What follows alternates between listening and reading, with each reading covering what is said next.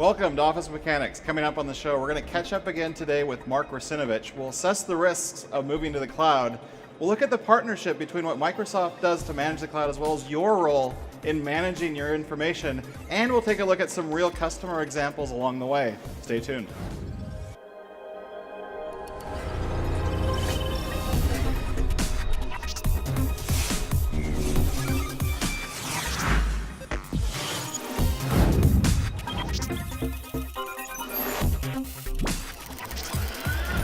So Mark, welcome back. Thanks, Jeremy. Thanks for having me. So we're talking about assumed breach. We're talking about the way that we actually manage the cloud. What's different here? What's new? One of the things that's new about the cloud is a different perspective on security than traditionally has been in place in IT enterprises. In the enterprise, there was a belief that the perimeter is what you should focus on, creating a strong line of defense against the attackers. And there was little emphasis on dealing with attackers once they got into the network. The fact is, though, as we understand, and case after case of public breach tells us, that a determined adversary will get in no matter how strong your perimeter is. And we've had a lot of cases recently where there have been these types of breaches with, even on-premises customers doing a lot to protect their data, in some cases not a lot to protect their data. Yeah. But we're going to talk about some of the things that are different when you move to the cloud. Yeah. So this really is about what we call an assumed breach mentality that we have when it comes to our cloud infrastructure, which is we have to assume that attackers will get in. We have to assume that we're going to get breached. And that leads to a different way of looking at it, not just protecting and setting up a strong perimeter, but making sure that when an attacker gets in, that you can detect them as quickly as possible, and then that you've got mechanisms in place to isolate them once they're inside, and then to get them out as well. Right, so all these very important in terms of running the cloud from our perspective as well as your perspective, but even beyond all of that, the cloud itself is a bit of a different attack surface, right? I mean, there are some appealing aspects of trying to attack cloud service providers. Yeah, so obviously there's free trials, which you can sign up for anonymously in many cases or with a throwaway phone, so attackers get an opportunity to get huge amounts of compute and network bandwidth that they can use for malicious purposes. They also, from a perspective of targets, the cloud makes an attractive target because there's a rich environment there. Many customers up there that are not following security best practices and leaving themselves exposed. There's large IP blocks that the attackers know belong to public clouds, and so that they can go scanning those for those vulnerable targets. And really, when you think about it, what that means is that from a cloud services perspective, it's really a shared responsibility. On the Microsoft side, you can explain some of the things that we're doing there, and I'll take the admin's perspective in terms of the things that you can do to protect your own environment. Yeah, so from a shared responsibility perspective, obviously we can't do it all for you. You're configuring your applications and your users in the cloud, and so you've got some responsibility there. Now, when it comes to us and our infrastructure that you're running on, of course, that's our responsibility. And what we're looking at more and more is providing technologies that help you be secure by default, so make it easier for you to do your responsibility by us helping you with security as a service, essentially. So we do what we can to lock down from an operations perspective the service, make sure everything's secure, the facilities are secure, all of the kind of table stakes of running and managing the service. But when you think about it, as an admin, using things like multi-factor authentication, rolling all your passwords, making sure that you're operating as securely as you can, at the end of the day, you want to make sure that that tenant is secured and locked down and that you're not leaving any vulnerabilities there. That's right. So standard best practices we see a lot of companies not following, ones that they've been following in their on-prem environment. So they haven't been patching their applications or their operating system. They haven't been setting up network rules to prevent inbound or outbound accesses from to locations that shouldn't be accessible from their applications. We see these kinds of exposures just because people aren't really treating this as part of their infrastructure, which they should be. We should really dig into some internal stories from the cloud, the things that we're actually seeing as we're operating that, because there are really some internal things that we're doing from a management perspective and some things that we're observing in terms of people using cloud services across Azure as well as Office 365 and other parts of the Microsoft cloud. Yep, so we'll walk through an example of a real-life case of a tenant getting breached in Azure and what we did to help them out. We'll talk about some real-world examples of vulnerabilities showing up in software that's being used inside of Azure and by our customers and how we respond to that. Talk about how we protect our infrastructure from malicious insiders or attackers that end up compromising one of our DevOps personnel that wants access to the infrastructure of the cloud. And then finally, we make a huge use of machine learning and data analytics when it comes to detecting security breaches. That's really cool because we can use the power of the cloud and all the compute to actually run, manage, and secure the cloud. So let's start with Tenant Bridge. So this is a real-world example of a customer that we detected had VMs exhibiting anomalous activity, huge amounts of egress traffic to locations outside the United States where the application was deployed. We detect this as part of our normal network monitoring. We're monitoring the network traffic on our networks, on our public cloud networks continuously to identify anomalies, bugs in configuration that we might introduce. And then we also pick up examples like this of customer VMs that have been breached and are performing malicious activity. This particular case, we notified the customer that they were breached. They connected to their virtual machines. They had installed antivirus in the virtual machines. They had done the best practice of have those antivirus logs emitted to Azure storage where they could then be processed and alerts be configured on them.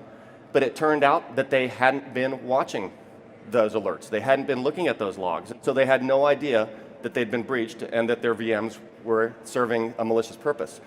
When they did go to investigate forensically what was on the VM, their event log showed that 2 days before we notified them that a user account had been added to the admin group on that virtual machine. And this is just a close-up of that event log record of that user being added to that administrator group to give the attacker a place to do their business. So what we did at that point was notify them. They followed best practices they put in place of having their network traffic go through on their on-premise firewall or appliance. They also had their analytics logs now be processed through their on-premises SIM so that they could get alerts as appropriate in the future. But we see this all the time, customers that are just leaving themselves exposed like this. We, of course, try to do what we can to help them, like we did in this case, but it's part of the shared responsibility here. Yeah, you have to pay attention to those logs, so we will do what we can. But let's go move on to infrastructure protection, because there's a lot of things that we're doing here. A lot of really famous vulnerabilities and viruses, malware that have been in the wild in the last couple of months. Why don't you explain that? Yeah, so of course we pay close attention to when there's a vulnerability in some software that we or customers might be using. Here's 3 examples from the last year or so: Heartbleed, Shell Shock, and an S-channel vulnerability in Windows itself.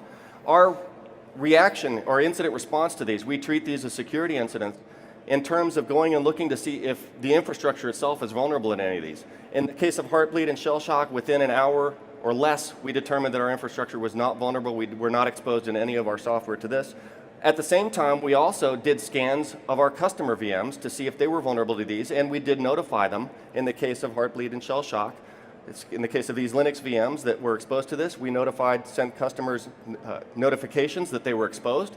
In cases where we saw their machines being used maliciously because attackers were exploiting this, we gave them notice that we were going to shut down their virtual machines within 48 hours unless they corrected the situation, because they were causing a problem for other customers in Azure as well as people in the outside world by having their machines serve up malicious content and perform DDoS attacks on other customers. Right, so that's one of those things when you're running infrastructure as a service, it's still a lot of times your responsibility to patch those machines because they are just VMs at the end of the day that you are managing the patch state of. We have then the ability on the service side, because we have to do things like meet compliance and regulation requirements.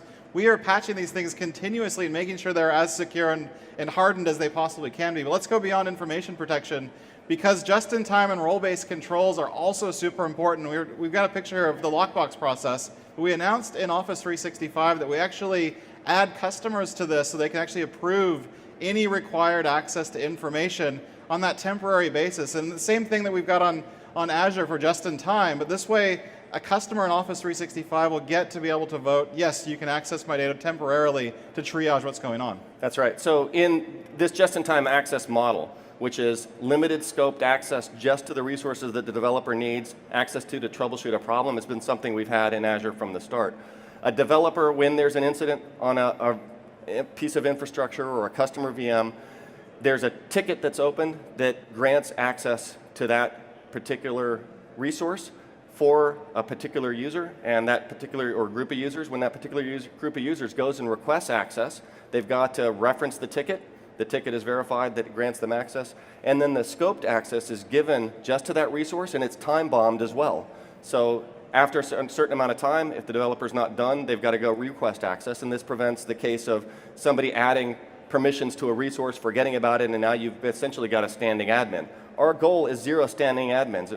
Of course, it's really impossible to completely operate that way. There's a few master keys that we have to have just in case of real emergencies, but for the most part, we operate with no standing admin access to the infrastructure. And the way we like to think about it as well is from an automation standpoint, if we run the service and it's humming along in the right ways, we don't have to have humans actually access the service because all of that is being done through automation. All of the logging is being parsed through health models, all of the big data and cloud controls that we have there. So really it's about not having the zero standing permissions, things that you might have from an on-premises management perspective, locking those out from the cloud service. But beyond the JIT and RBAC controls, data science, this is where it gets really compelling because we have now machine learning. I mentioned that a little for a brief second there a couple seconds ago, but we can basically take some of the information that we're seeing and detect what's going on in the environment and do a lot of really cool things. Yeah, so machine learning, like I mentioned, data analytics heavily used in our infrastructure, obviously for anomaly detection that can help us identify bugs